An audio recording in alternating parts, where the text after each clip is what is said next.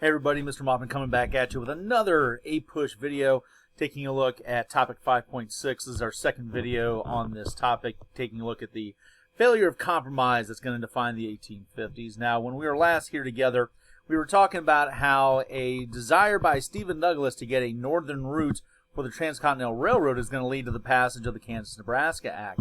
And don't forget, what the Kansas-Nebraska Act does is basically repeal the old 3630 line from the Missouri Compromise, which had made north of that line, at least in terms of territory, banning it from having slavery. But now it's going to expand Nebraska and Kansas into what is now going to be popular sovereignty as the policy, letting the people decide in that territory themselves what the fate of slavery will be there.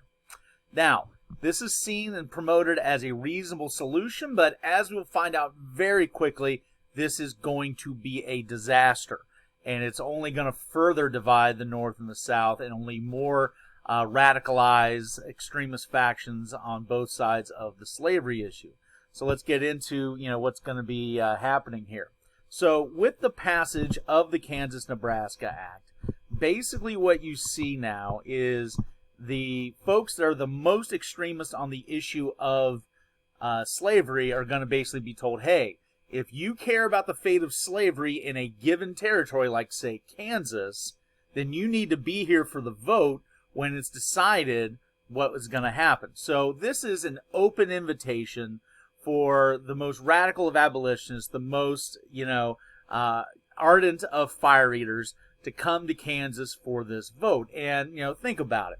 You've got the most politically charged people on the most politically charged topic ever in American history in the same place, armed and with easy access to alcohol. I think you can kind of see where this is going. It is going to be a mess. Violence is going to be breaking out amongst settlers in these new towns and communities that are popping up all over northeastern Kansas. The lack of ability to find any common ground on forming a territorial government is going to be seen in the fact that the rival factions, the abolitionist side and the fire-eating side, are each going to create their own rival state constitutions. So there's going to be a question of, what's the legitimate territorial constitution, which will be seen as the forerunner for the future state of Kansas. I mean, it is a nightmare. And the general belief is that if slavery is such a moral issue that it's a matter of life and death in terms of importance, then you're going to see violence breaking out. You are going to see murders being committed. And one of the more infamous folks in what's going to be Bleedin, Kansas, is going to be embodied in John Brown. Now, John Brown was kind of this failed businessman. He's one of these guys that never really seemed to have a successful purpose in life until he got involved in the abolitionist movement. And he becomes this wild, radical abolitionist, the wildest and most radical of them all. He is seemingly willing to do anything to prevent the expansion of slavery and to outright destroy the institution. And when it comes to Kansas, John Brown and his sons are going to be responsible for getting involved in altercations with pro-slavery Southerners, which is going to be leading to what's going to be called the Potawatomi Massacre, where we're going to see a number of Southerners that are going to be, for lack of a better term, de facto executed by John Brown and his sons and his followers. Now, actions like this are only going to further divide the country more. If you believe that people that are trying to expand and promote a truly evil institution like slavery are killed because of their support for this evil institution, then you might view John Brown as a hero. And many on the abolitionist side in the North are going to view him in that sense, that he is, almost like the righteous hand of God that is inflicting his wrath upon those that are perpetuating the evil institution of slavery. However, if you are from the South and you see this guy, John Brown, who is organizing, in essence, hit squads against those that are supporting what you believe to be legitimate property rights in the form of slavery, you're going to view this guy as a terrorist. You know, this is somebody that doesn't care about the law. He doesn't care about property rights. He has just decided that he's going to go with righteous indignation to do whatever he wants as a vigilante. And, you know, that is a very dangerous thing. So John Brown, at a very polarized time in America, becomes the most polarizing figure in America. And what we see happening in Bleedin, Kansas, in many respects, is a forerunner for what's going to be the Civil War in the next few years. You've got folks on both sides of the slavery issue willing to kill one another in the name of trying to defend their stance on this issue of slavery. So, you know, Kansas is a forerunner. It's a scrimmage, if you will, for what eventually will be the Civil War. And it shows clearly that the idea of popular sovereignty is not working. You cannot take something that is now a clearly moral issue and apply reasoned democratic principles to it. It's just not going to work. And so as the 1850s rolls on, and as, you know, policies like the Kansas-Nebraska Act are rolled out, you are starting to see this unraveling, this fraying of the things that were institutions that held us together up to this point. You know, we have seen religious denominations like the Methodists and the Baptists now split into rival separate churches, denominations on the issue of slavery. Northern Baptists against Southern Baptists, if you will. You have seen universities divide on the issue of slavery.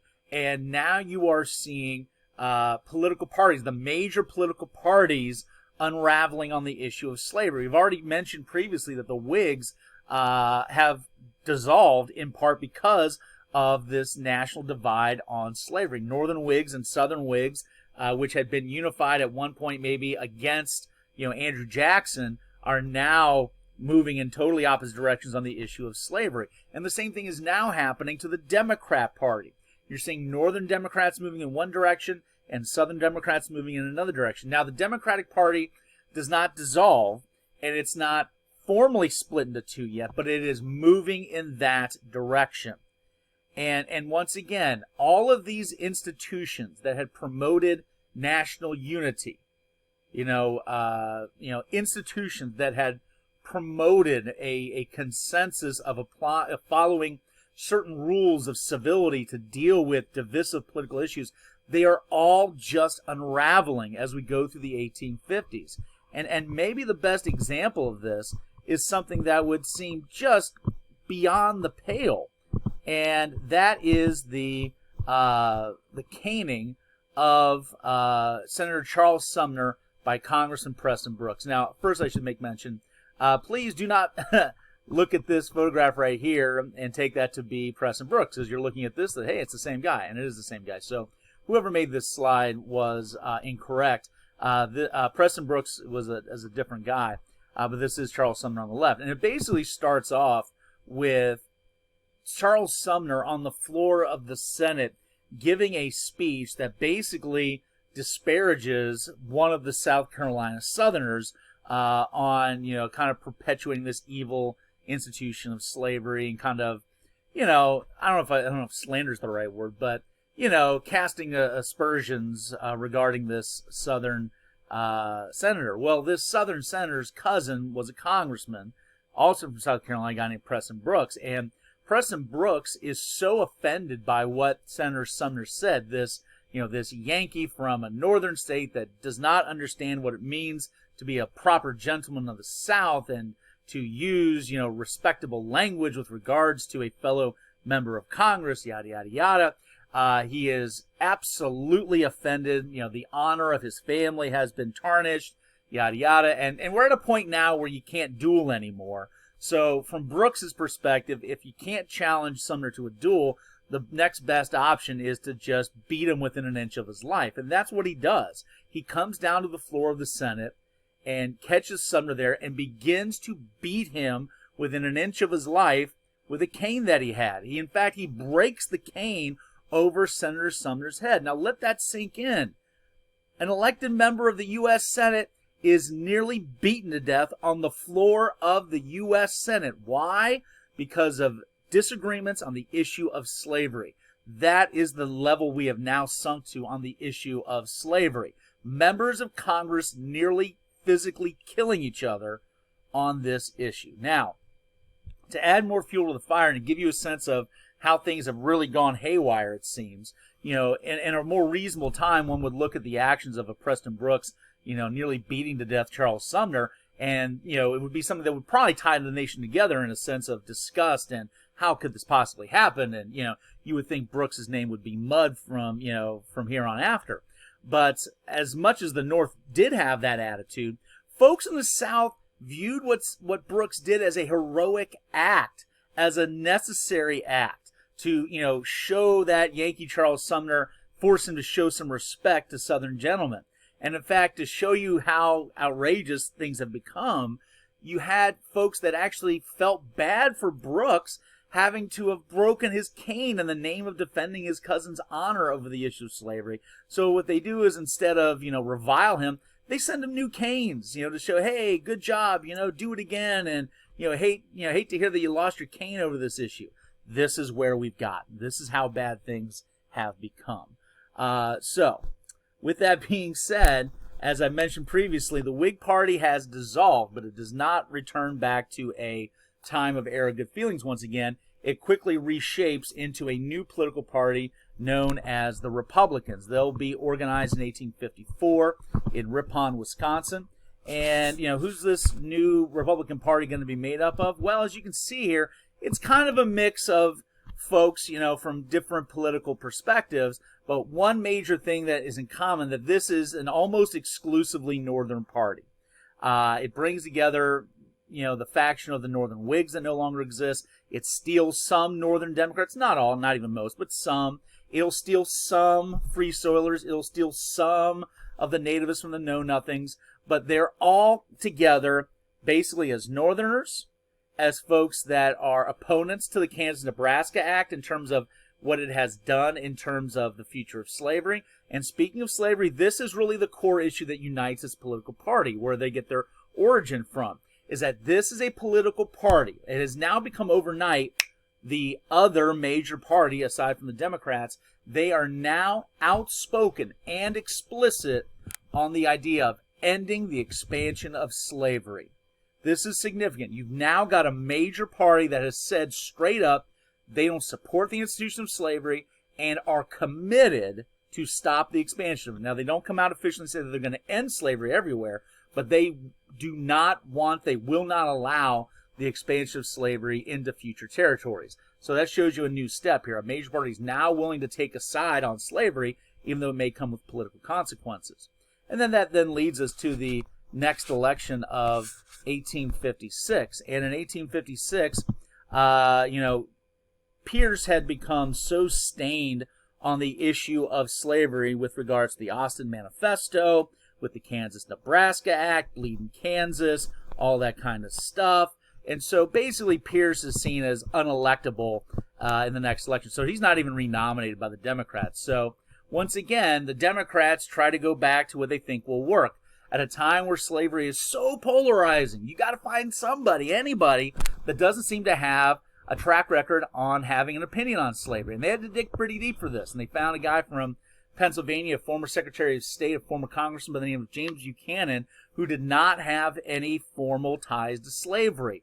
In fact, he was living outside the country as an ambassador when the Kansas-Nebraska Act came down, so he doesn't have any opinion on it. So once again, the idea is find somebody in the mushy middle that can't offend anybody, and that's what they go with, even though Buchanan is really not a good leader. He's a very poor leader. The Republicans go with John C. Fremont. You remember him as the liberator of California, and as a Catholic, he is going to be limited as terms of being possibly successful, especially with an anti-slavery expansion platform. And then once again, this is kind of the height of antebellum nativism, and the Know-Nothings will be at their pinnacle of power, and they will endorse former President Millard Fillmore on a very nativist platform. As you see in the results here, it's not going to be super close. Buchanan is going to be getting all of the South and picking up a few key northern states to win the presidency. But as you can see here, something's happening. We're now voting much more along sectional lines, north and south. We'll see you next time. Bye.